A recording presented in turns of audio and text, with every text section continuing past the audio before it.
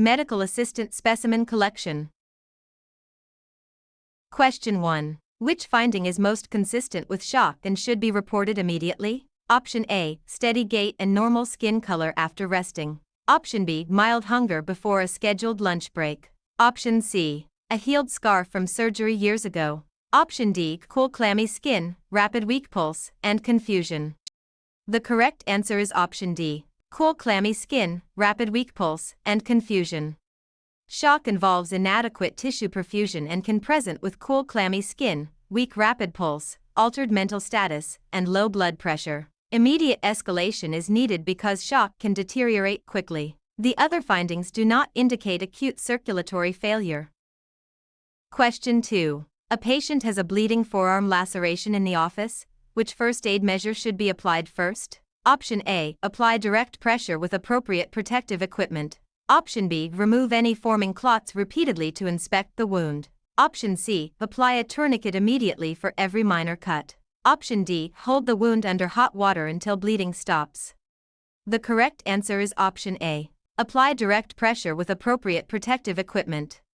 Direct pressure is the initial first aid measure for most external bleeding and should be performed using standard precautions. It helps control bleeding while additional care is arranged. Repeated clot removal, hot water, or routine tourniquet use for minor wounds can worsen injury or be inappropriate. Question 3. An automated external defibrillator arrives during a cardiac arrest response. What should the medical assistant do if trained? Option A. Wait to use the AED until the patient regains consciousness. Option B. Use the AED only after all emergency responders leave the room. Option C. Turn on the AED, attach pads correctly, and follow the device prompts. Option D. Place AED pads over medication patches without checking the skin. The correct answer is option C. Turn on the AED, attach pads correctly, and follow the device prompts. AEDs are designed to guide trained rescuers through rhythm analysis and shock delivery when indicated. Prompt use with correct pad placement improves the response to sudden cardiac arrest. Waiting unnecessarily or placing pads incorrectly can reduce effectiveness and safety. Question 4. Which scheduling method groups similar appointments, such as physicals or injections, into designated time periods? Option A. Double booking every patient. Option B. Wave scheduling only for emergencies. Option C. Alphabetical scheduling by last name. Option D. Cluster scheduling. The correct answer is option D. Cluster scheduling. Cluster scheduling reserves blocks of time for similar visit types to improve workflow and resource use. It can help staff prepare rooms, supplies, and documentation efficiently. Double booking, emergency-only waves, or alphabetic scheduling do not describe this method. Question 5. An adult patient reports dizziness when standing. Which vital sign technique is most appropriate to assess this complaint? Option A. Measure only oral temperature after the patient has stood for 5 minutes. Option B. Measure orthostatic blood pressure and pulse according to facility protocol. Option C. Skip the pulse measurement because posture affects only blood pressure. Option D. Use a pediatric cuff to detect subtle blood pressure changes.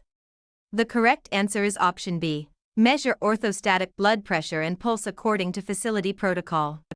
Dizziness with position changes can indicate orthostatic hypotension, so blood pressure and pulse are assessed in different positions. Facility protocols commonly include lying, sitting, or standing measurements with timed intervals. Temperature alone, improper cuff selection, or omitting pulse does not evaluate the physiologic response adequately.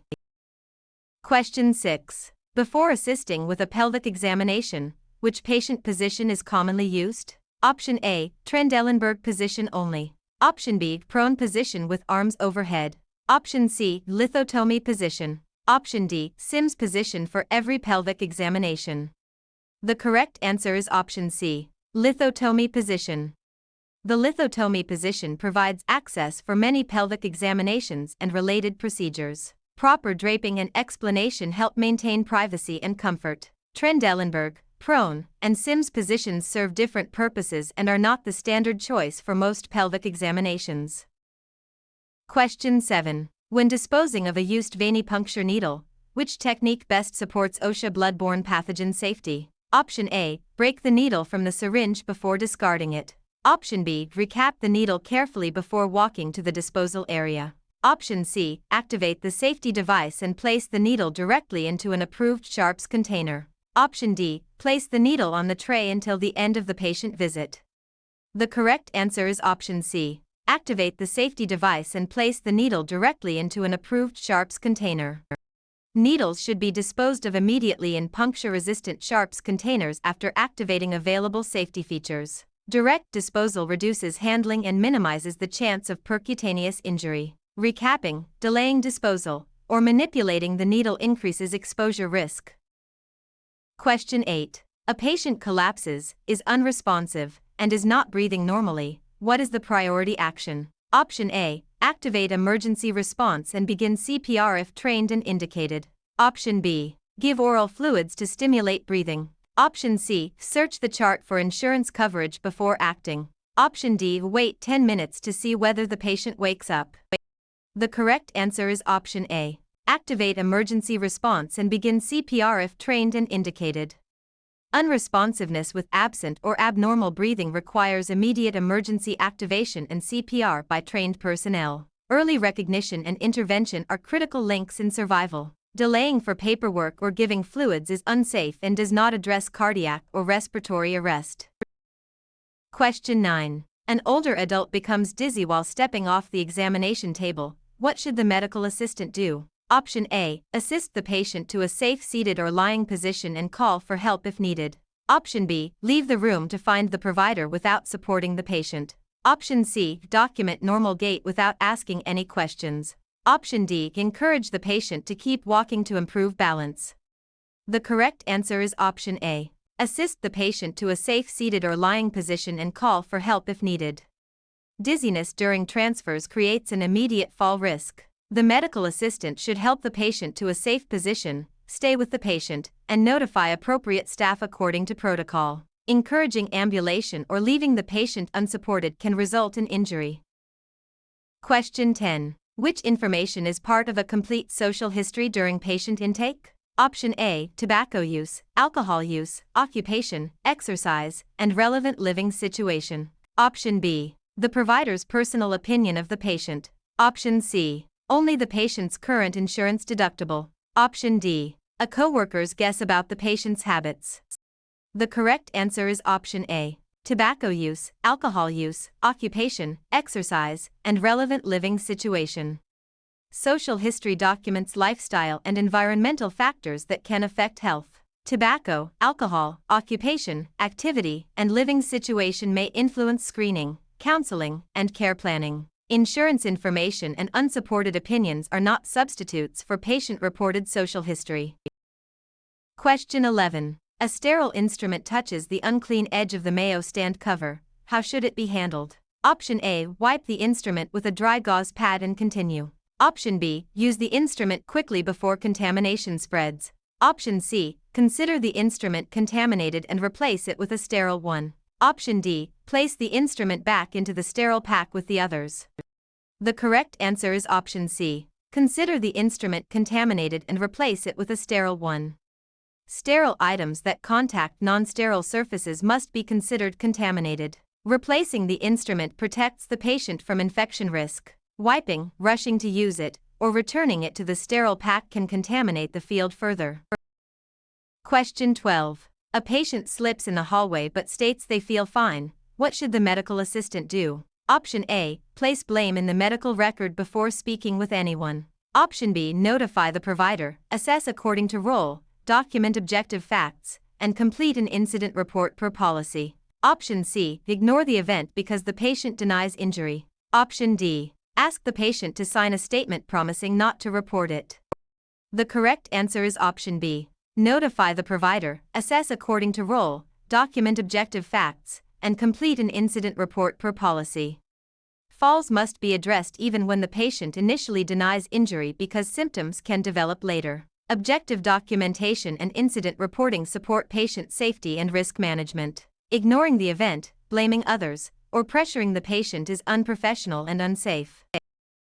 Question 13. A claim is denied because the subscriber identification number is invalid. Which action should be taken? Option A. Verify the insurance information with the patient. correct the claim and resubmit if appropriate. Option B, ignore the denial because payers correct all errors automatically. Option C, bill a different patient with a similar name. Option D, change the date of service to make the claim look newer.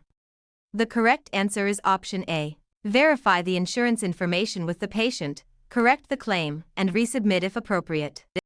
Claim denials related to demographic or insurance errors should be researched and corrected using accurate information. Verification with the patient and payer records helps prevent repeat denials. Altering dates or billing another patient is improper and potentially fraudulent. Question 14. Which action helps prevent errors with look-alike and sound-alike medications? Option A, read medication labels carefully and compare them with the order at each required check. Option B, choose the medication with the most familiar-looking package. Option C, rely on the medication's shelf location instead of the label. Option D, prepare several patients' medications at the same time to save time. The correct answer is option A. Read medication labels carefully and compare them with the order at each required check. Look-alike and sound-alike medications require deliberate label checking against the order. Reading labels at the required checks helps prevent selecting the wrong drug. Shelf location, package familiarity, and batching doses create conditions for medication errors. Question 15. Which site is appropriate for a dermal puncture on an infant's heel? Option A, the medial or lateral plantar surface of the heel. Option B, the tip of the big toe near the nail bed. Option C, the arch of the foot near the instep. Option D, the center of the heel directly over the calcaneus.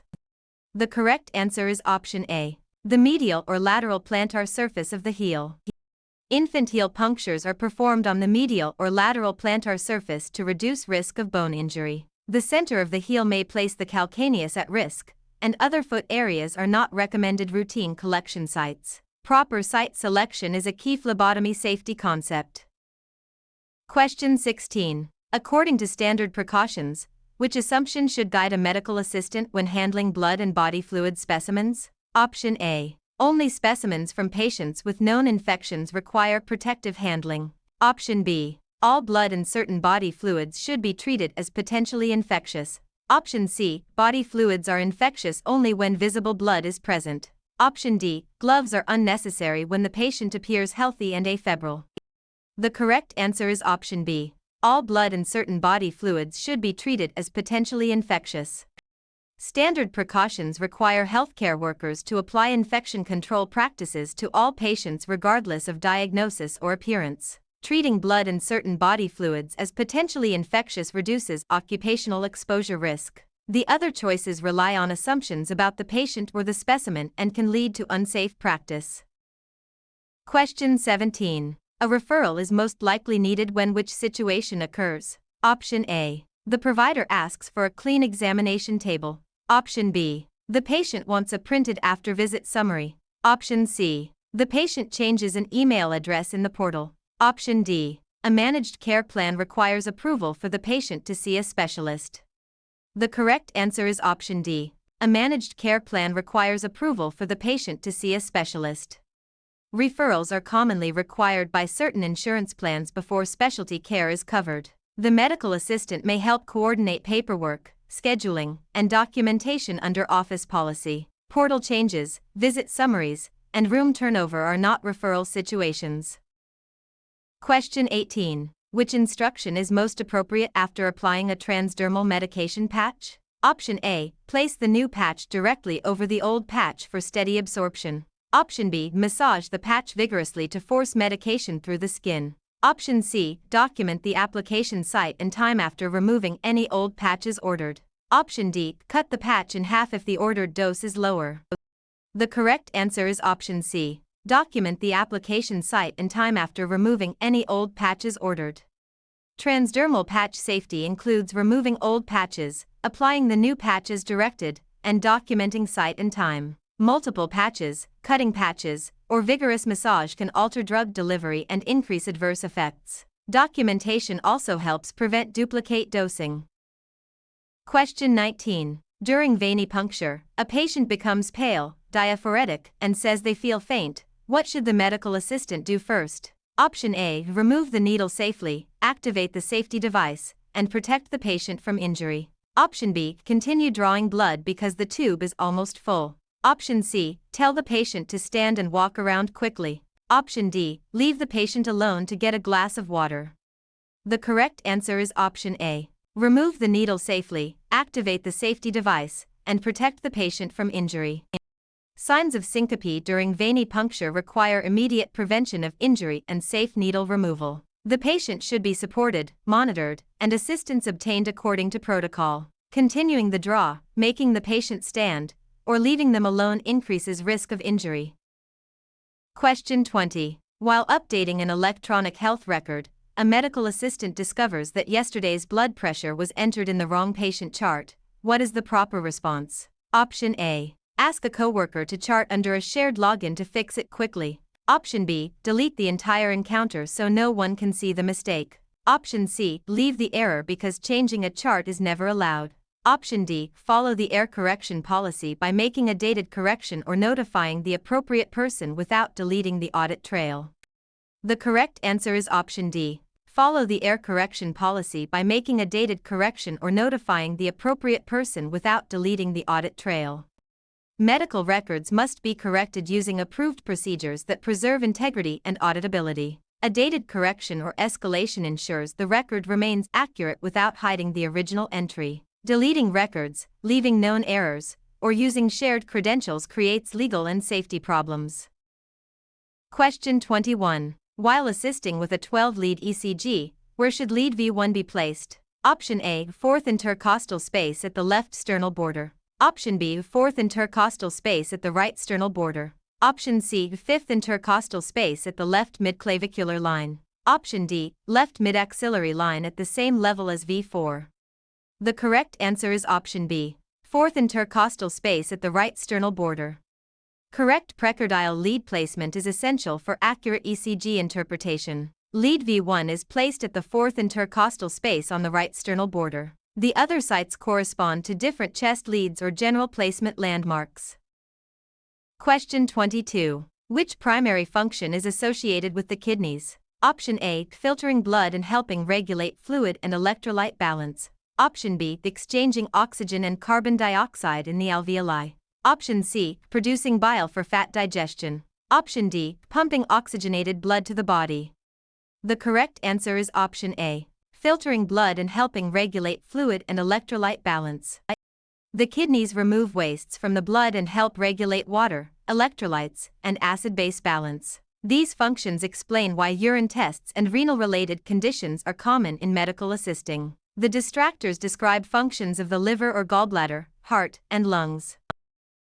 Question 23. After explaining home blood pressure monitoring, which technique best confirms patient understanding? Option A. Ask the patient to demonstrate or describe the steps in their own words. Option B. Give only written instructions and end the visit immediately. Option C. Document understanding without speaking to the patient. Option D. Ask, "Do you understand?" and assume a nod means mastery.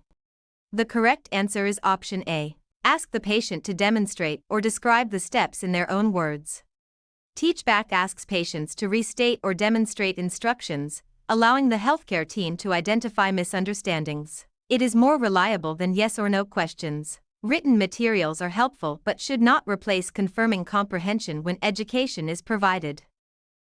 Question 24. Before obtaining a manual blood pressure, which positioning step promotes the most accurate reading? Option A. Support the patient's arm at heart level with feet flat on the floor. Option B. Ask the patient to hold the arm in the air during the reading. Option C. Place the cuff over the antecubital space and inflate immediately. Option D. Have the patient cross the legs to stabilize the body.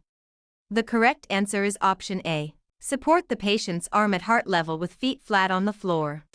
Blood pressure technique requires proper posture, arm support, and cuff placement to reduce measurement error. Supporting the arm at heart level helps avoid falsely high or low readings. Unsupported arms, crossed legs, and incorrect cuff placement can distort the measurement. Question 25. A healthcare provider requests an apical pulse on a patient with an irregular radial pulse. How should the medical assistant obtain it? Option A. Palpate the carotid artery while the patient is standing. Option B. Count the radial pulse for 15 seconds and multiply by 4. Option C, estimate the pulse rate from the pulse oximeter waveform only. Option D, listen over the cardiac apex for a full minute with a stethoscope. The correct answer is option D, listen over the cardiac apex for a full minute with a stethoscope. An irregular pulse requires a full minute assessment to capture rate and rhythm accurately. The apical pulse is auscultated at the cardiac apex rather than estimated from a peripheral pulse or device alone. Short counts and carotid palpation are less appropriate for this clinical need.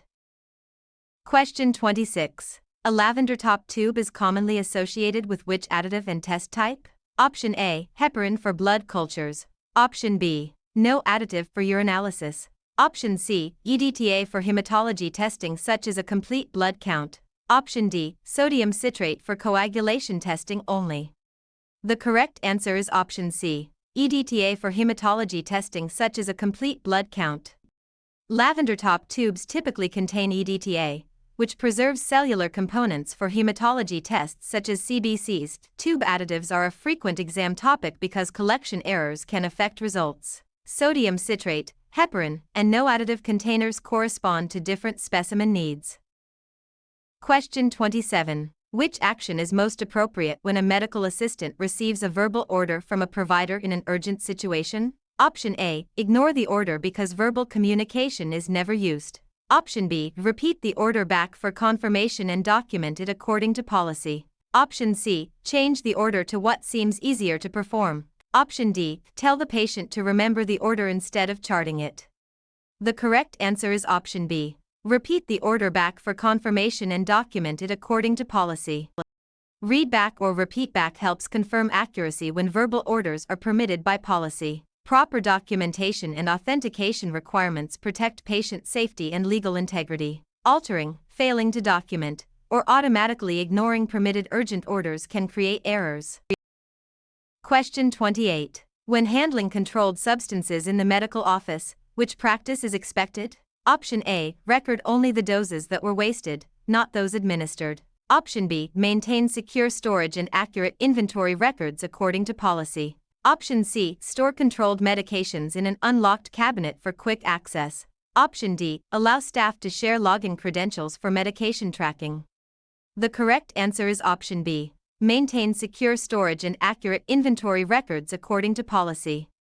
Controlled substances require strict accountability, secure storage, and complete record keeping. Accurate inventory control supports patient safety and regulatory compliance. Unlocked storage, incomplete records, and shared credentials weaken medication security. Question 29. A patient develops crushing chest pain while a medical assistant is attaching ECG electrodes. What should happen next? Option A, cancel the appointment and ask the patient to drive home. Option B, stop and immediately notify the provider or activate emergency protocol. Option C, tell the patient the pain is probably anxiety and continue setup. Option D, finish the ECG before telling anyone because tracing quality is important. The correct answer is option B, stop and immediately notify the provider or activate emergency protocol. New or worsening crushing chest pain may represent a cardiac emergency and requires immediate escalation. The medical assistant should follow emergency procedures rather than delaying for routine workflow. Reassurance without assessment or sending the patient away is unsafe. Question 30. When registering a new patient, which information is most important to verify before the visit begins? Option A, demographics, insurance information, identification, consent forms, and contact details. Option B, the provider's lunch schedule and the patient's parking location. Option C, a previous patient's account number if the last names match. Option D, only the patient's preferred pharmacy and favorite appointment time. The correct answer is option A, demographics, insurance information, identification, consent forms, and contact details. Accurate registration supports patient identification, billing, communication, and consent. Demographic and insurance errors can lead to safety issues, claim denials, or privacy problems. Using unrelated account information or focusing on non-essential details does not meet registration needs. Question 31. Which practice best protects an electronic health record from unauthorized access? Option A, share one team password so everyone can work faster. Option B, keep the chart open all day in a public hallway. Option C. Write passwords on a note attached to the monitor. Option D. Use individual login credentials and lock the workstation when leaving it unattended. The correct answer is option D. Use individual login credentials and lock the workstation when leaving it unattended. Air access must be traceable to individual users and protected from unauthorized viewing. Locking workstations and safeguarding passwords support HIPAA compliance and audit integrity. Shared credentials, open screens, and visible passwords defeat access controls. Question 32. A sharps container in an examination room is filled past the marked fill line. What should the medical assistant do? Option A. Continue using the container until the lid can no longer close. Option B. Stop using the container and follow facility policy for safe replacement. Option C. Push the contents down to create more space for additional needles. Option D. Remove several syringes and place them into a biohazard bag. The correct answer is option B. Stop using the container and follow facility policy for safe replacement. Sharps containers must not be overfilled because protruding sharps increase the risk of needle stick injury. The container should be taken out of use and replaced using the facility's safety procedure. Compressing, removing, or continuing to add sharps creates avoidable exposure hazards. Question 33. Which action can contribute to hemolysis of a blood specimen? Option A. Using the correct needle size for the vein. Option B. Allowing the antiseptic to dry before needle insertion. Option C. Gently inverting an additive tube as recommended. Option D. Vigorously shaking the tube after collection. The correct answer is option D. Vigorously shaking the tube after collection. Hemolysis occurs when red blood cells rupture, and vigorous shaking can damage cells. Additive tubes should be gently inverted the recommended number of times rather than shaken. Allowing antiseptic to dry and choosing an appropriate needle size supports specimen quality.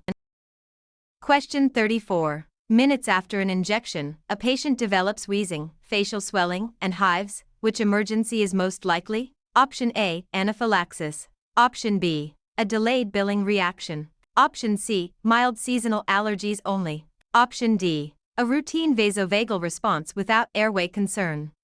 The correct answer is option A. Anaphylaxis. Wheezing, facial swelling, and hives after medication exposure suggest anaphylaxis, a life-threatening allergic reaction. The medical assistant should activate emergency procedures and assist within scope. Mild allergies, vasovagal episodes, and billing issues do not match the airway and allergic findings.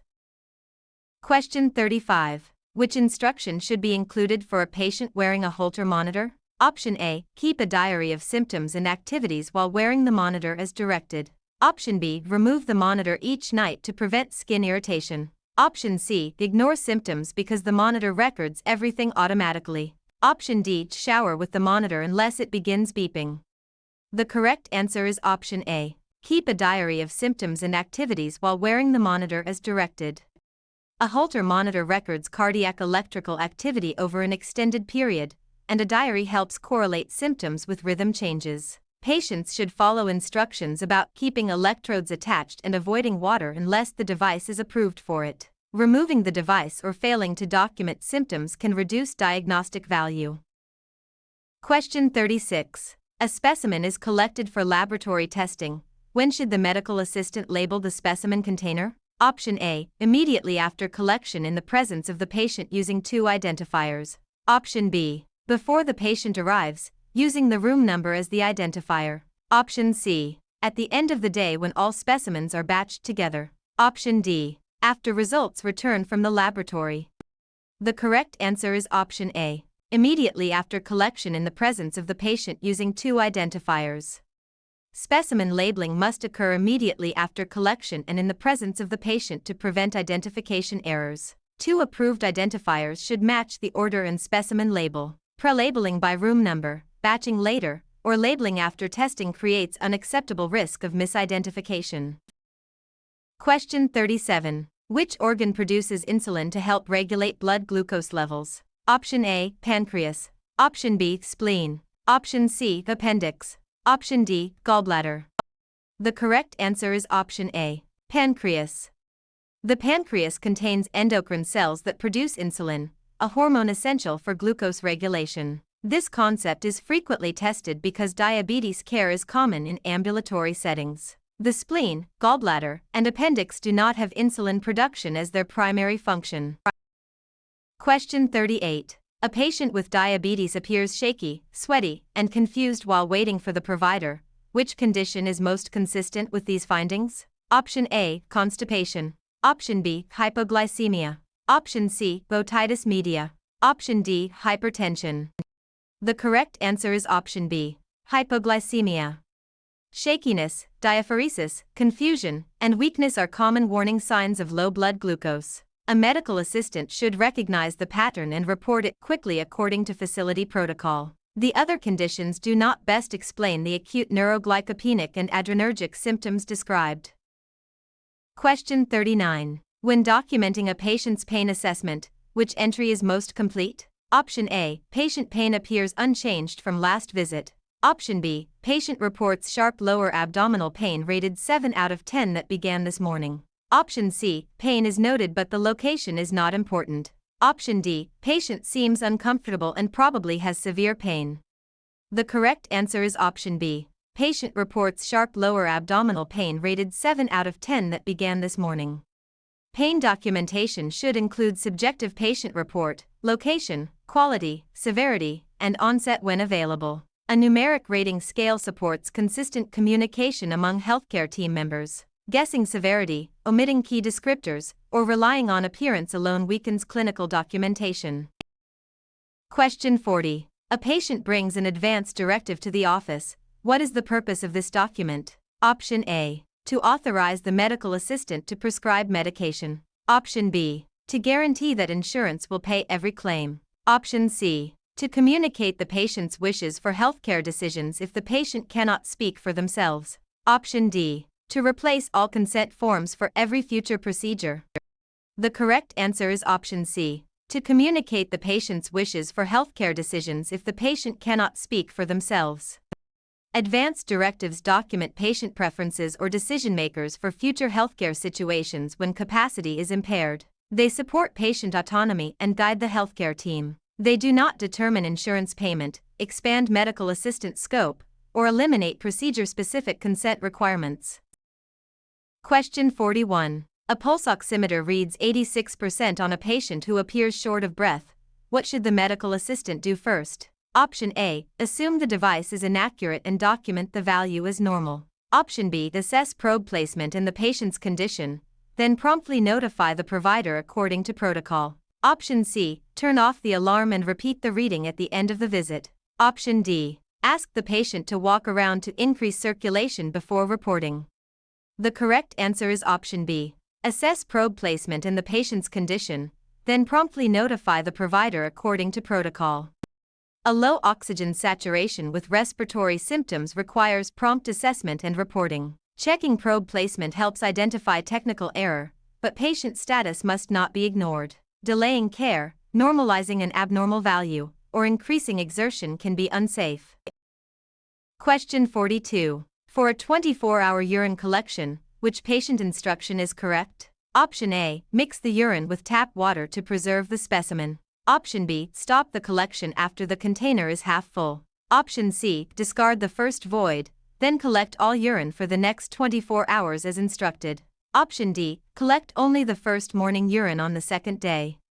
The correct answer is option C, discard the first void, then collect all urine for the next 24 hours as instructed.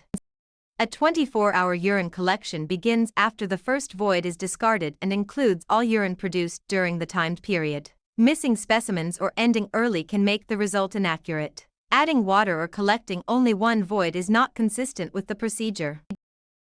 Question 43. While measuring respirations, which approach is most appropriate for an accurate respiratory rate? Option A, observe chest rise and fall discreetly after assessing the pulse. Option B, record the respiratory rate from the previous visit if the patient seems stable. Option C, tell the patient to breathe faster so the count is easier to measure. Option D, count respirations only when the patient is talking.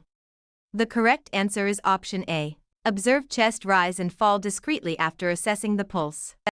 Patients may alter breathing when they know respirations are being counted, so discrete observation improves accuracy. Counting chest rise and fall after pulse assessment is a common technique. Coaching the patient, counting during speech, or copying old data produces unreliable documentation.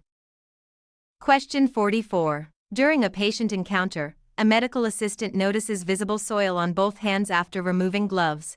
Which action should be taken before seeing the next patient? Option A. Put on a new pair of gloves without additional hand hygiene. Option B. Apply alcohol-based hand rub until the hands feel dry. Option C. Wash hands with soap and water using proper friction and drying technique. Option D. Wipe the hands with a dry paper towel and continue patient care. The correct answer is option C. Wash hands with soap and water using proper friction and drying technique. Hand hygiene is the foundation of infection prevention, but alcohol-based rubs are not the preferred method when hands are visibly soiled. Soap, water, friction, and thorough drying physically remove organic material and microorganisms. Gloves do not replace hand hygiene, and dry wiping does not provide adequate microbial removal. Question 45. A patient asks for a copy of records to send to a new specialist. What should the medical assistant verify before release? Option A. That the patient pays the full account balance before any records are released. Option B. That the release follows facility policy and any required authorization is complete. Option C. That the specialist personally calls the front desk without written details. Option D. That only verbal permission from a neighbor has been obtained. The correct answer is option B. That the release follows facility policy and any required authorization is complete. Release of health information must follow legal and facility requirements, including valid authorization when required. Proper authorization identifies what information may be released, to whom, and for what purpose. Financial pressure, informal calls, or permission from unrelated individuals is not an appropriate basis for release. Question 46. A chemical disinfectant spills in the clinical area. Where should the medical assistant look for handling and cleanup guidance? Option A. The safety data sheet for that chemical and the facility spill policy. Option B. A coworker's guess based on the chemical smell. Option C. A patient education brochure about nutrition. Option D. The appointment schedule from the previous day. The correct answer is option A. The safety data sheet for that chemical and the facility spill policy. Safety data sheets provide information about hazards, protective equipment, first aid, storage, and spill response for chemicals. Facility spill policy adds local procedures and reporting steps. Guessing or using unrelated materials can lead to unsafe exposure. Question 47. In preparation for a minor office procedure, who is responsible for explaining the risks, benefits, and alternatives needed for informed consent? Option A. The medical assistant independently, because consent forms are administrative documents. Option B. The provider performing or ordering the procedure. Option C. The receptionist, because scheduling created the appointment. Option D. The patient's insurance representative, because payment is involved.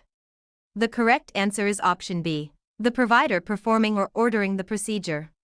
Informed consent requires clinical explanation of the procedure, risks, benefits, and alternatives by the qualified provider. A medical assistant may witness a signature or verify completion according to policy but should not independently obtain clinical consent. Scheduling and insurance roles do not replace the provider's responsibility. Question 48. Which instruction is appropriate for a midstream clean catch urine specimen? Option A. Collect the first drops of urine before cleansing the area. Option B. Touch the inside of the lid to keep it from falling. Option C. Fill the container with toilet water if urine volume is low. Option D. Cleanse the area, begin urinating, then collect urine midstream without touching the inside of the container. The correct answer is option D. Cleanse the area, begin urinating, then collect urine midstream without touching the inside of the container. A midstream clean catch specimen reduces contamination from skin and genital flora. Cleansing first and collecting the middle portion of the stream helps produce a more reliable specimen. Touching sterile surfaces or adding water contaminates the sample and can invalidate results. Question 49. Before scheduling a procedure that requires payer approval, what administrative step is often needed? Option A. Submit a claim after the procedure and hope the plan pays. Option B. Change the diagnosis code to guarantee payment. Option C. Tell the patient insurance rules never apply to outpatient care. Option D. Obtain prior authorization according to the insurance plan requirements. The correct answer is option D. Obtain prior authorization according to the insurance plan requirements. Some insurance plans require prior authorization before certain procedures, medications, or services. Completing this step helps reduce denials and informs the patient about coverage requirements. Changing codes improperly or ignoring plan rules can create compliance and payment problems. Question 50. When creating a written business letter from a medical office, which element is most important for professionalism? Option A. Visible diagnosis details on the outside of the envelope. Option B. Unverified patient details copied from memory. Option C. Clear purpose, correct grammar, accurate patient information, and appropriate confidentiality safeguards. Option D. Casual slang so the message sounds friendly. The correct answer is option C. Clear purpose, correct grammar, accurate patient information, and appropriate confidentiality safeguards. Professional written communication should be accurate, clear, and privacy conscious. Grammar and formatting affect credibility, while patient identifiers and health information must be handled carefully. Slang, unverified details, or exposed confidential information undermines professionalism and privacy. Question 51. Which statement best describes the purpose of a patient portal? Option A. It allows any visitor to edit another patient's chart. Option B. It is used only to advertise unrelated products. Option C. It replaces all emergency services and after-hours instructions. Option D. It allows secure patient access to selected health information and communication tools. The correct answer is option D. It allows secure patient access to selected health information and communication tools. Patient portals provide secure access to selected records, messages, appointments, and sometimes results or education materials. They support engagement while maintaining authentication and privacy controls. Public editing, emergency replacement, and unrelated advertising do not reflect portal purpose. Question 52. Which statement best describes an explanation of benefits? Option A. A laboratory report confirming specimen integrity. Option B. A payer document showing how a claim was processed, including allowed amounts and patient responsibility. Option C. A legal document naming a healthcare proxy. Option D. A prescription label listing medication side effects. The correct answer is option B. A payer document showing how a claim was processed, including allowed amounts and patient responsibility. An explanation of benefits communicates how the insurance payer handled a submitted claim. It may show billed charges, allowed amounts, adjustments, payments, denials, and patient responsibility. The other documents serve clinical or legal purposes unrelated to claim processing. Question 53. While removing contaminated gloves, which technique helps prevent contamination of the hands? Option A. Snap the gloves off quickly to avoid contact with the skin. Option B. Wash the gloves with soap and water before removing them. Option C. Grasp the outside of one glove near the wrist, peel it off inside out, and remove the second glove without touching the contaminated exterior. Option D. Pull both gloves off by the fingertips and place them on the counter. The correct answer is option C. Grasp the outside of one glove near the wrist, peel it off inside out, and remove the second glove without touching the contaminated exterior. Glove removal should keep contaminated exterior surfaces away from the skin. Peeling gloves inside out and handling the second glove from the clean interior reduces self-contamination. Washing reusable gloves, snapping gloves, or setting contaminated gloves on surfaces spreads microorganisms. Question 54. To maintain patient confidentiality, which HIPAA principle should guide disclosure of protected health information? Option A. Share full records whenever another staff member is curious. Option B. Use or disclose only the minimum necessary information for the intended purpose. Option C. Release records to an employer whenever the employer requests them. Option D. Discuss patient information in public areas if no names are used. The correct answer is option B. Use or disclose only the minimum necessary information for the intended purpose. The minimum necessary standard limits access and disclosure to what is needed for a specific task. This protects patient privacy while allowing appropriate healthcare operations. Curiosity access, public discussion, and unauthorized employer release violate confidentiality expectations. Question 55. A patient suspected of having active tuberculosis arrives coughing in the waiting area. Which action is most appropriate? Option A. Apply only clean gloves and continue routine rooming procedures. Option B. Ask the patient to wait outside until the provider is ready. Option C. Place a surgical mask on the patient and move the patient to an appropriate airborne isolation area if available. Option D. Place the patient near the front desk so staff can observe symptoms. The correct answer is option C. Place a surgical mask on the patient and move the patient to an appropriate airborne isolation area if available.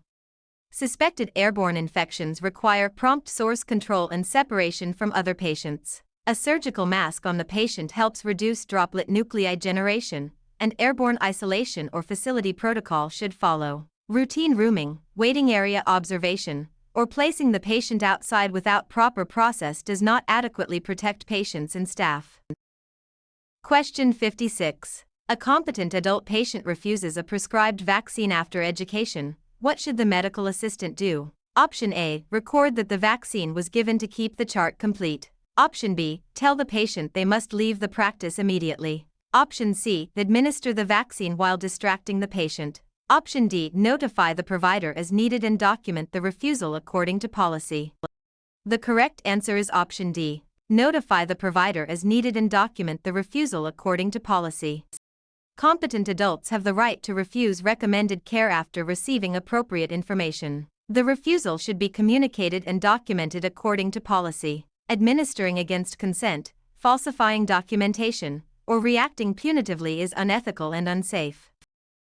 Question 57. Which statement about ownership and access to medical records is most accurate? Option A. The facility generally owns the physical or electronic record, while patients have rights to access their health information. Option B. Only the insurance company may view the record after a claim is filed.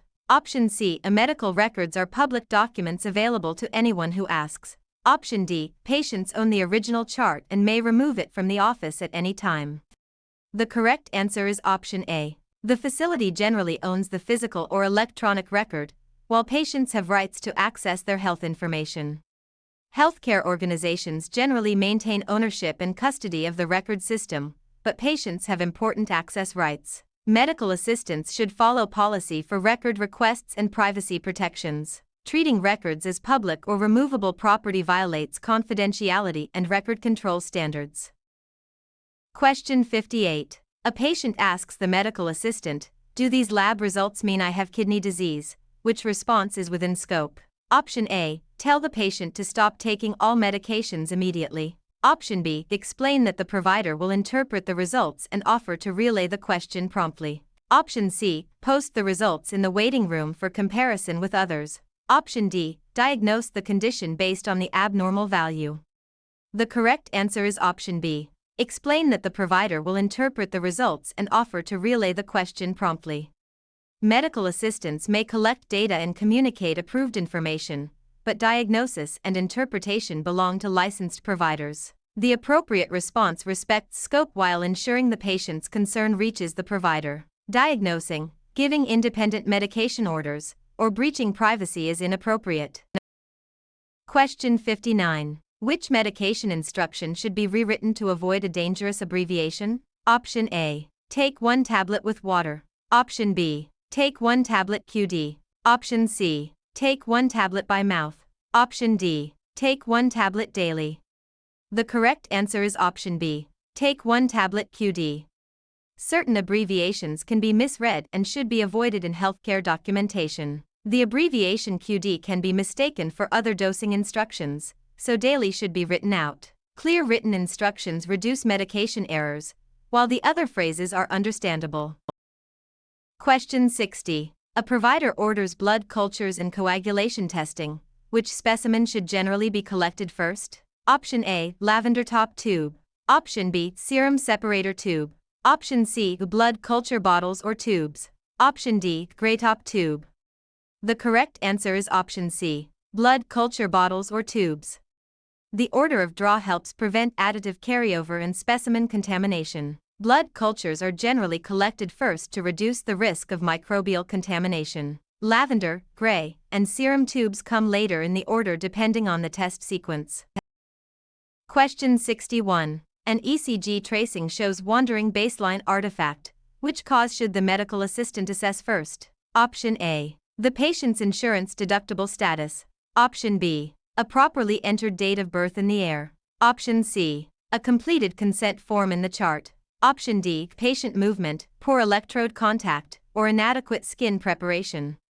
The correct answer is option D. Patient movement, poor electrode contact, or inadequate skin preparation. Wandering baseline commonly results from movement, loose electrodes, or skin preparation problems. Correcting electrode contact and encouraging the patient to remain still can improve tracing quality. Administrative details do not explain electrical artifact on the tracing. Question 62. Before giving an ordered injection, the patient states, "I had hives after this medicine last year." What should the medical assistant do? Option A. Document the statement after administering the injection. Option B. Hold the medication and notify the provider for further instructions. Option C. Proceed because hives are not relevant to medication safety. Option D. Give half of the dose to see whether symptoms occur. The correct answer is option B. Hold the medication and notify the provider for further instructions. A history of hives after a medication may indicate an allergic reaction and must be addressed before administration. The safest action is to stop and notify the provider rather than proceeding. Reducing the dose, ignoring the report, or documenting after administration does not protect the patient. Question 63. When communicating with a patient who has hearing difficulty, which approach is most appropriate? Option A. Shout from another room to make words louder. Option B. Cover your mouth so the patient focuses on sound only. Option C. Face the patient, speak clearly at a moderate pace, and reduce background noise. Option D. Assume the patient cannot participate in the conversation. The correct answer is option C. Face the patient, speak clearly at a moderate pace, and reduce background noise. Patients with hearing difficulty often benefit from seeing the speaker's face and having background noise reduced. Clear speech at a moderate pace supports understanding without being disrespectful. Shouting, covering the mouth, or excluding the patient impairs communication. Question 64. A patient scheduled for a minor procedure asks why a timeout is performed. What is the best explanation? Option A. It allows staff to take a break during the procedure. Option B. It is performed only when the patient is unconscious. Option C. It replaces the need to identify the patient earlier in the visit. Option D. It verifies the correct patient, procedure, site, and other key safety details before starting. The correct answer is option D. It verifies the correct patient, procedure, site, and other key safety details before starting. A procedural timeout is a safety pause designed to prevent wrong patient, wrong procedure, or wrong site errors. It confirms critical details with the team before the procedure begins. It is not a staff break, a substitute for earlier identification, or limited only to unconscious patients. Question 65. Which observation requires immediate attention after obtaining vital signs on an adult patient? Option A. Blood pressure of 190/122 mmHg with severe headache. Option B. Oral temperature of 98.6 degrees Fahrenheit after resting. Option C. Respiratory rate of 16 breaths per minute without distress. Option D. Pulse of 72 beats per minute with regular rhythm. The correct answer is option A. Blood pressure of 190/122 mmHg with severe headache. Severely elevated blood pressure with symptoms may signal a hypertensive emergency and requires prompt provider notification. Normal temperature, respiratory rate, and pulse findings do not carry the same urgent risk. Medical assistants should report abnormal findings and follow emergency protocols rather than independently diagnosing or treating. Question 66. A provider orders a wound culture from a draining lesion. Which collection principle is most appropriate? Option A. Collect the specimen after applying topical antiseptic into the wound unless directed. Option B. Use a cotton swab that was stored loose in a desk drawer. Option C. Swab only intact skin several inches away from the lesion. Option D. Collect the specimen from the area indicated by the provider using sterile technique before contaminating the site. The correct answer is option D. Collect the specimen from the area indicated by the provider using sterile technique before contaminating the site. Wound cultures require a representative specimen collected with sterile supplies and proper technique. The collection site and timing should follow the provider order and facility procedure. Sampling unrelated skin, using non-sterile supplies, or applying antiseptic before collection can reduce organism recovery. Question 67. A provider orders 250 mg of a liquid medication available as 500 mg per 5 ml. How many milliliters should be prepared? Option A, 1 ml. Option B, 2.5 ml. Option C, 5 ml. Option D, 10 ml. The correct answer is option B, 2.5 ml. The concentration is 500 mg in 5 ml, which equals 100 mg per ml. A 250 mg dose requires 2.5 ml when the ordered dose is divided by the concentration. The other values reflect either underdosing or overdosing calculations.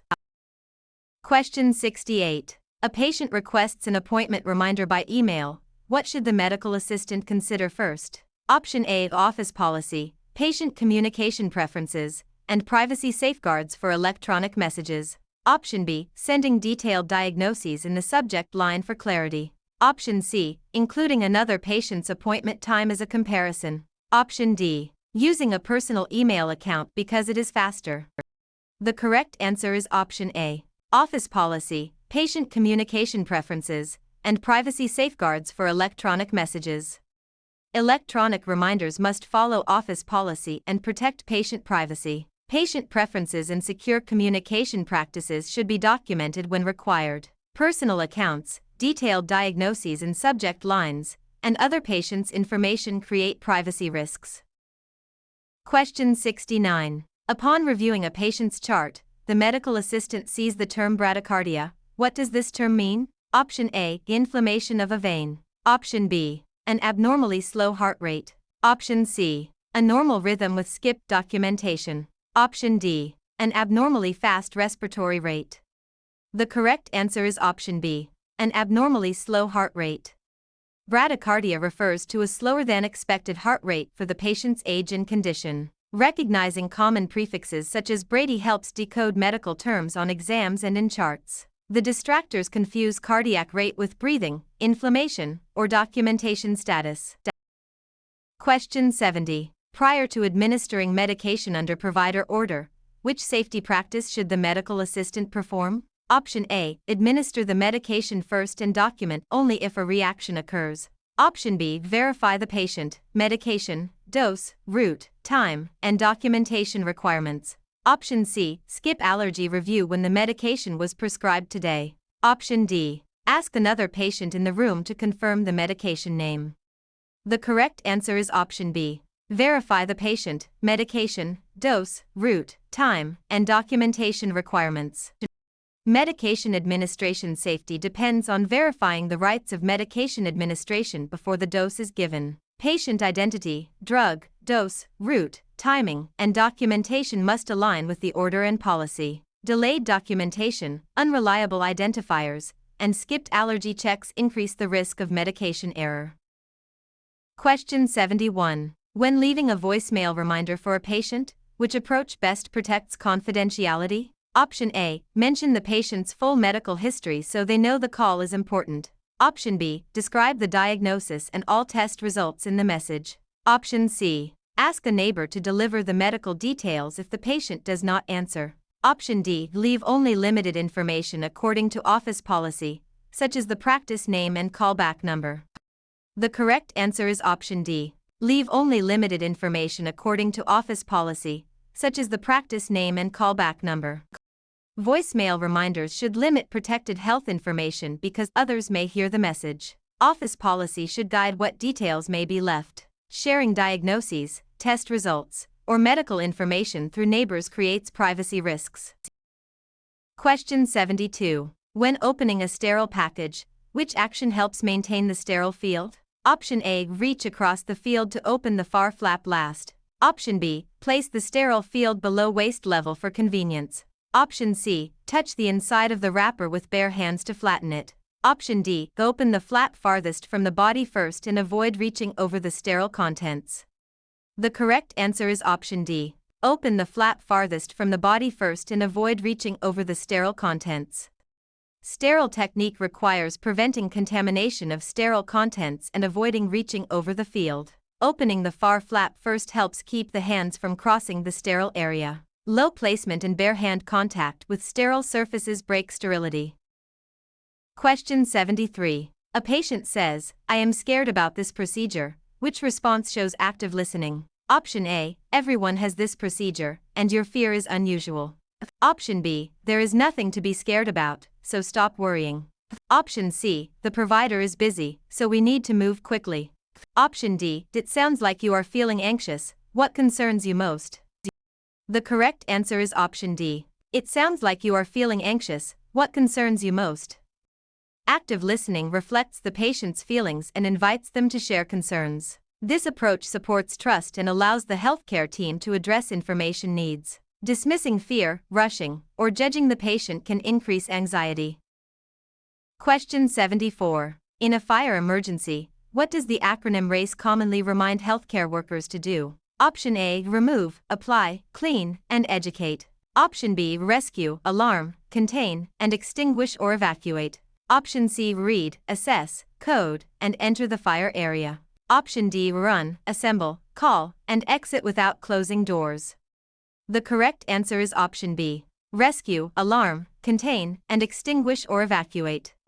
RACE is a common healthcare fire response framework that prioritizes rescue and alarm before containment and extinguishing or evacuation. Closing doors and following facility procedures help limit smoke and fire spread. The distractors omit key fire safety steps or describe unrelated tasks.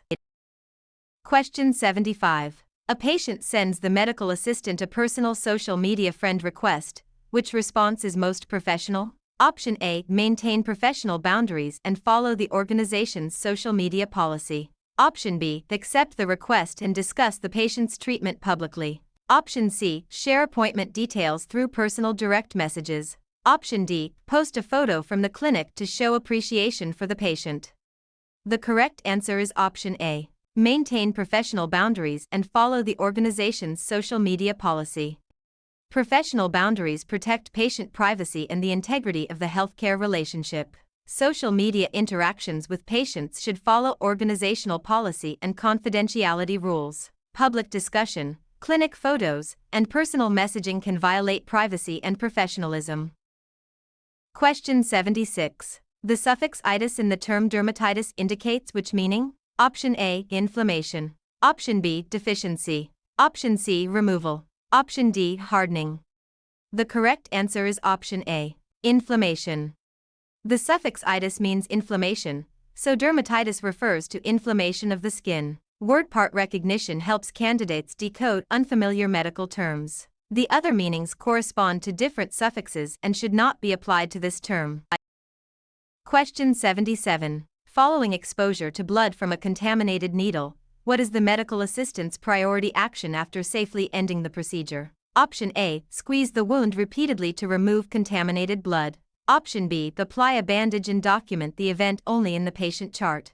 Option C, wash the affected area and report the exposure according to the facility exposure control plan. Option D, finish the rest of the day and report the event only if symptoms develop.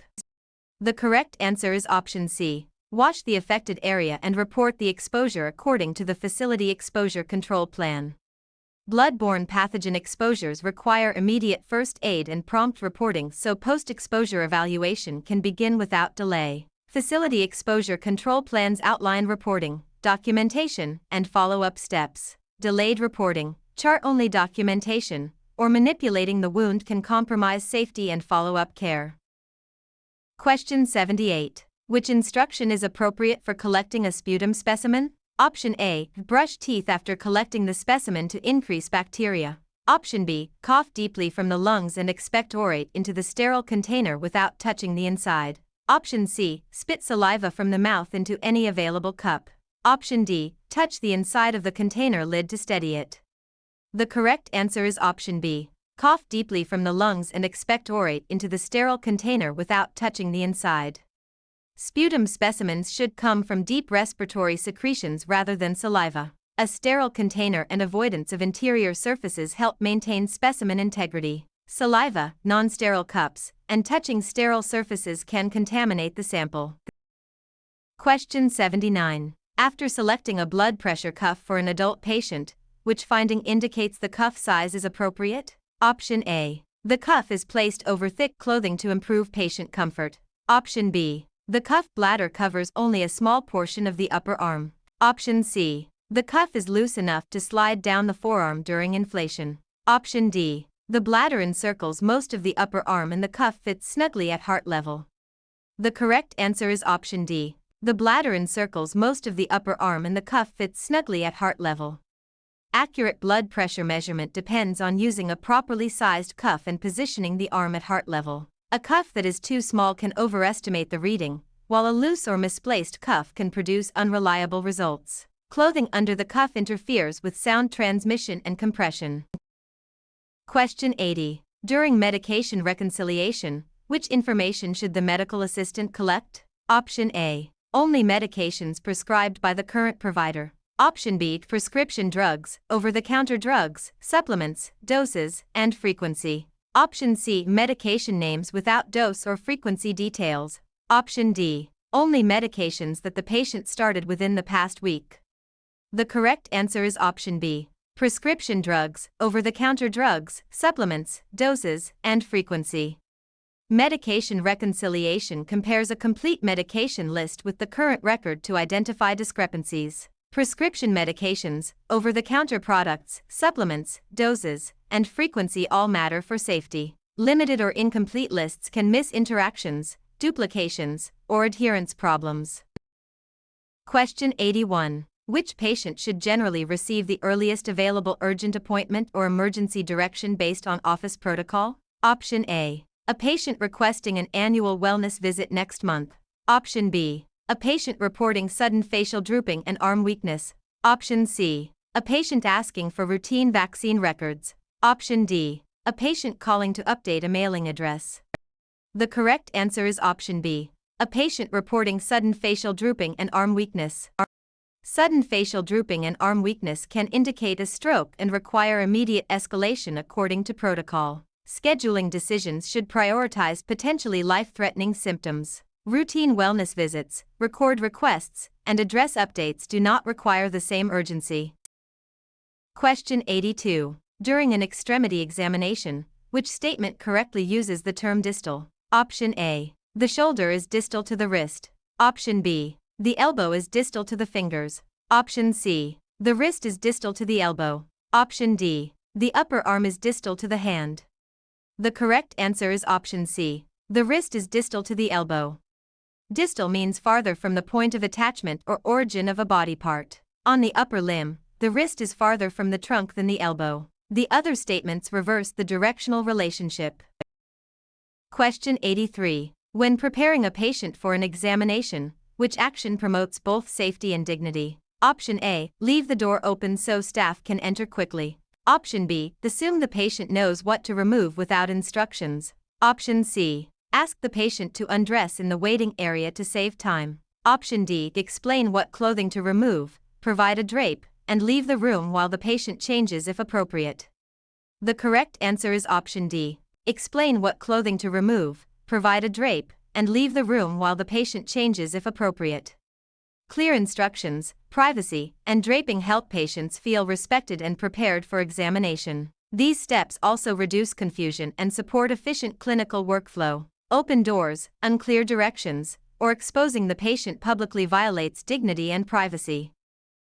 Question 84. A patient misses a scheduled appointment without calling. Which action supports proper office procedure? Option A. Dismiss the patient immediately without following policy. Option B. Document the no-show and follow the practice policy for follow-up. Option C. Delete the appointment so the schedule looks full. Option D. Post about the missed appointment on social media. The correct answer is option B. Document the no-show and follow the practice policy for follow-up. No-shows should be documented and managed consistently according to office policy. Follow-up may involve contacting the patient, rescheduling, or applying an established fee policy when appropriate. Deleting records, public posting, or immediate dismissal without due process is inappropriate.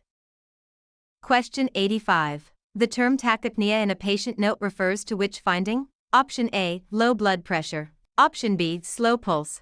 Option C, painful urination. Option D, rapid breathing. The correct answer is option D, rapid breathing. Tachypnea combines tachy, meaning fast, with pnea, meaning breathing. Medical assistants should connect word parts to physiologic findings when reading documentation. The incorrect choices represent different systems or different prefixes and suffixes. Question 86. Before performing a resting 12-lead ECG, which preparation is most appropriate? Option A, place electrodes over thick clothing to preserve modesty. Option B, ask the patient to exercise vigorously to improve electrical signal. Option C, have the patient hold a cell phone during the tracing to stay relaxed. Option D, explain the procedure, provide privacy, prepare the skin, and position the patient supine if tolerated. The correct answer is option D. Explain the procedure, provide privacy, prepare the skin, and position the patient supine if tolerated. Resting ECG quality depends on patient understanding, privacy, proper skin contact, and minimal movement. Supine positioning is standard when tolerated, with modifications made according to patient condition. Exercise, clothing under electrodes, and electronic distractions can interfere with the tracing. Question 87. During venipuncture, how long should a tourniquet generally remain in place before it may affect specimen quality? Option A, no longer than 1 minute. Option B, at least 5 minutes. Option C, for the entire time the patient is in the room. Option D, until the patient reports numbness. The correct answer is option A, no longer than 1 minute. Prolonged tourniquet application can cause hemoconcentration and alter certain laboratory values. A general rule is to release the tourniquet within 1 minute or as soon as blood flow is established according to policy. Leaving it on for several minutes or until symptoms occur is unsafe and can affect results. Question 88. After running an autoclave cycle, which indicator provides the strongest evidence that sterilization conditions were effective? Option A, a piece of autoclave tape that changed color on the outside of the pack. Option B, a biological indicator showing that resistant spores were destroyed. Option C, an operator note stating the autoclave door was closed during the cycle. Option D, a dry wrapper on the instrument pack after the cycle ended. The correct answer is option B, a biological indicator showing that resistant spores were destroyed.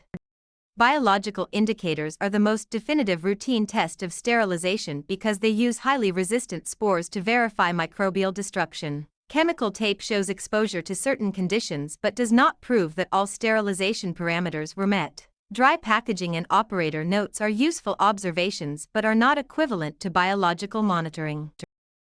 Question 89. When taking a telephone message for the provider, which documentation is most complete? Option A, caller name, patient identifiers, date and time, reason for call, callback number, and action taken. Option B, a sticky note with the words call patient soon. Option C, a message documented under another patient's chart to save time. Option D, only the caller's first name because the provider will remember. The correct answer is option A, caller name, patient identifiers, date and time, reason for call, callback number, and action taken. Telephone documentation should be clear, complete, and placed in the correct record, including identifiers, time, reason, contact information, and action supports continuity of care. Vague notes, incomplete identification, or wrong chart documentation can lead to errors. Question 90. A medical assistant suspects child abuse based on injuries and the patient's statements. Which action is appropriate? Option A, promise the patient that no one else will be told. Option B, report the concern according to mandatory reporting laws and facility policy. Option C, wait several months to see whether the injuries recur. Option D, confront the suspected abuser in the waiting room. The correct answer is option B, report the concern according to mandatory reporting laws and facility policy. Healthcare workers must follow mandatory reporting requirements when abuse is suspected. Facility policy and state law guide how and to whom the report is made. Delaying, confronting, or promising secrecy can endanger the patient and violate legal obligations. Question 91. Which coding system is primarily used to report medical procedures and services on many outpatient claims? Option A, NDC only. Option B, CPT. Option C, ICD-10-CM. Option D, SNOMED Household Code. The correct answer is option B, CPT. CPT codes describe procedures and services performed by healthcare professionals. ICD-10-CM codes describe diagnoses and reasons for encounters. Drug identifiers and clinical terminology systems do not replace CPT for procedure reporting on standard outpatient claims. Question 92. Which action supports accurate inventory control in a medical office? Option A, keep sterile and dirty supplies together for convenience. Option B, order large quantities without tracking usage or storage space. Option C, check expiration dates, rotate stock, and reorder supplies before par levels are critically low. Option D, store expired supplies in exam rooms until they are used. The correct answer is option C, check expiration dates, rotate stock, and reorder supplies before par levels are critically low. Inventory control ensures that safe, unexpired supplies are available when needed. Rotating stock and monitoring par levels reduce waste and prevent shortages. Using expired supplies, overordering blindly, or mixing clean and dirty supplies can affect safety and cost. Question 93. During a telephone triage call, an adult patient reports crushing chest pain and shortness of breath. Which response is most appropriate? Option A, tell the patient to take a friend's medication and call back tomorrow. Option B, follow emergency protocol and direct the patient to call emergency medical services immediately. Option C, advise the patient to drive alone to the office for evaluation. Option D, schedule the patient for the next routine opening in 2 weeks. The correct answer is option B, follow emergency protocol and direct the patient to call emergency medical services immediately. Chest pain with shortness of breath can indicate a life-threatening emergency. Medical assistants should follow written protocols and direct activation of emergency services rather than delaying care. Scheduling routine visits, encouraging self-transport, or suggesting another person's medication is unsafe and outside scope. Question 94. When collecting a throat culture, where should the swab be directed for the best specimen? Option A, the inner cheek only. Option B, the front teeth and lips. Option C, the tonsillar area and posterior pharynx while avoiding the tongue and cheeks. Option D, the outside surface of the tongue after the patient drinks water. The correct answer is option C, the tonsillar area and posterior pharynx while avoiding the tongue and cheeks. A throat culture should sample the areas most likely to contain the suspected organism, typically the tonsillar region and posterior pharynx. Avoiding the tongue and cheeks reduces contamination with oral flora. Swabbing teeth, lips, cheek, or tongue surface is less likely to yield a useful diagnostic specimen. Question 95. A patient with limited English proficiency arrives with a minor child who offers to interpret. What is the best action? Option A, speak louder in English until the patient nods. Option B, skip the history because communication will take too long. Option C, arrange for a qualified medical interpreter according to facility policy. Option D, use the child for all interpretation because it is convenient. The correct answer is option C, arrange for a qualified medical interpreter according to facility policy. Qualified medical interpreters improve accuracy, privacy, and informed communication. Minor children should not be used routinely for medical interpretation because of accuracy and ethical concerns. Skipping communication or speaking louder does not overcome language barriers. Question 96. Point-of-care glucose quality control results fall outside the acceptable range. What should the medical assistant do? Option A, skip quality control because the device was working yesterday. Option B, change the control result so it falls within range. Option C, do not report patient results until the problem is resolved according to quality control policy. Option D, report patient results if they appear consistent with symptoms. The correct answer is option C, do not report patient results until the problem is resolved according to quality control policy.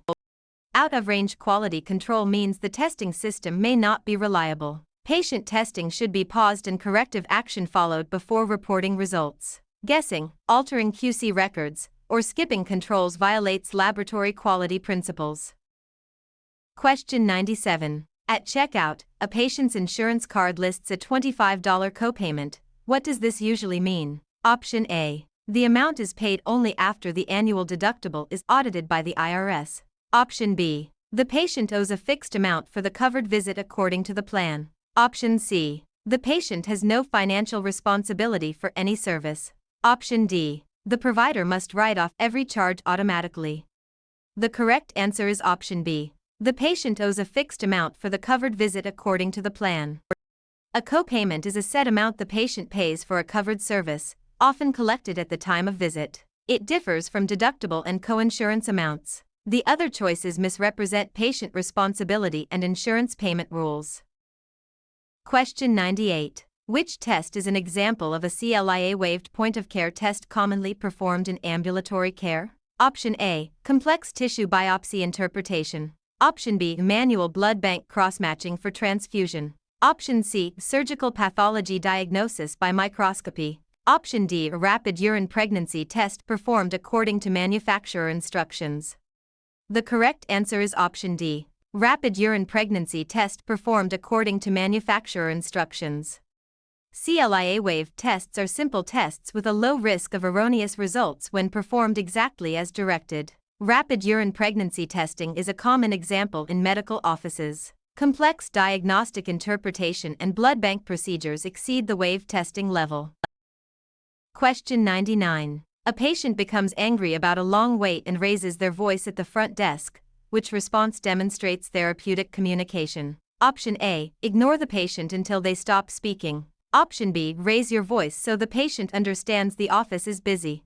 Option C. Remain calm, acknowledge the frustration, and offer to check on the delay. Option D. Tell the patient they are not allowed to feel upset. The correct answer is option C. Remain calm, acknowledge the frustration, and offer to check on the delay. Therapeutic communication uses calm tone, active listening, and acknowledgement to de-escalate conflict. Offering practical follow-up shows respect without promising something outside control. Arguing, dismissing feelings, or ignoring the patient can escalate the situation. Question 100. Which statement best distinguishes an adverse drug reaction from an expected side effect? Option A. An adverse reaction is always the intended therapeutic effect of a drug. Option B. A side effect can occur only when the wrong patient receives a medication. Option C. An adverse reaction is an unintended harmful response that may require intervention. Option D. A side effect means the medication label was read incorrectly. The correct answer is option C. An adverse reaction is an unintended harmful response that may require intervention. Side effects may be known, expected, and sometimes tolerable, while adverse reactions are harmful responses that require evaluation. Medical assistants should report concerning medication responses promptly. The other choices confuse therapeutic effects, medication errors, and labeling with pharmacologic response.